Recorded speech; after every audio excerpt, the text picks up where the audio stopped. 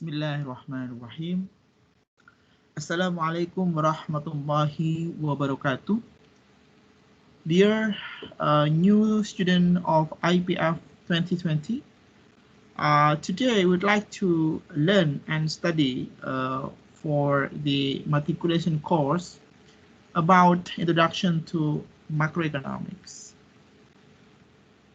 So the introduction of the macroeconomics covers several issues or several economic variables, such as national income, unemployment, money supply, inflation, economic growth, and balance of payment. So let me discuss a bit details on that respective terminology. The first is about national income. So the national income basically is the total amount of income accruing to a country from economic activities in a year's time. Usually it covers for a year. It includes payment made in the form of wages, interest, rent, and profits. The progress of a country can be determined by the growth of the national income of a country. And the factors that affect the national income, there are three factors. The first is investment, secondly, consumption and saving, and the third one is demand and supply. The next one is that if we talk about national income, we differentiate the term into two major aspects. The first is GDP, gross domestic products. So GDP refers to the total value of goods produced and services rendered within a country during a year. In the calculations, this includes the product and services produced by foreign companies or persons operating in that particular country. And the second one is about gross national product. The GDP refers to the entire value of goods and services produced by the people of a country within a certain period of time, usually 1 year, including goods and services produced by the people of that state who are abroad. Formally, in formula, GDP is formulated by GDP minus net product from abroad. Next one is about in NNI, net national income. So net national income basically meant as the total amount of revenue received by the public after deducting indirect taxes. And in formula, NNI is calculated through the NNP minus indirect taxes. The next one is about personal income. Personal income is dealing with the total amount of revenue received by the community that actually reaches the community after being deducted by retained earnings, insurance fees, social security contributions, individual taxes, and added by transfer payment. And the end is the disposable income, or DI, is the income received by the community or the people that the recipient is ready to spend. The next one is how we compute or calculate the national income. Basically, there are three approaches that mainly used to calculate the national income.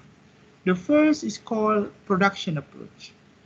In the production approach, the value of goods and services produced in a country in a year by adding up the added value of each production process. As you see from the formula, the Y equal with the sigma of P times Q. The second one is that income approach. In the income approach, All income accepted by the owner of the factor of productions donated to producers' household for 1 year. In here, the Y is equal to W plus R plus I plus P. Third one is expenditures approach. In the expenditure approach, the national income is calculated through the total national expenditures to buy goods and services produced in a year by adding up expenditures for consumption, productions, government spending, export, as well as import. The next part, we go to the unemployment. I do sure that you have oftenly heard about the terms unemployment. So the unemployment actually based on the Bureau of Labor Statistics is defined as a person as unemployed if he or she is not working but is looking for and available for work.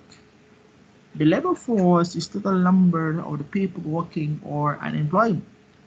The employment rate is the percentage of the labor force that is unemployed. So the unemployment is basically divided into several types. The first is fractional unemployment. The second one, structural unemployment, and the third one, cyclical unemployment. The third term is about inflation. Inflation is basically an increase in the price of goods and a sustained increase in the economy. And a price increase is not necessarily inflation, but here inflation refers to the condition whereby the price is increasingly double and double. And the type of inflations can be divided into three aspects. The first is based on the origin. The second one based on the cause. Yeah. The first is based on the type, the characteristic. The creeping inflations, galloping inflations, high inflations, and the hyperinflations. Based on the cause, there's the demand pull inflations and cost push inflations.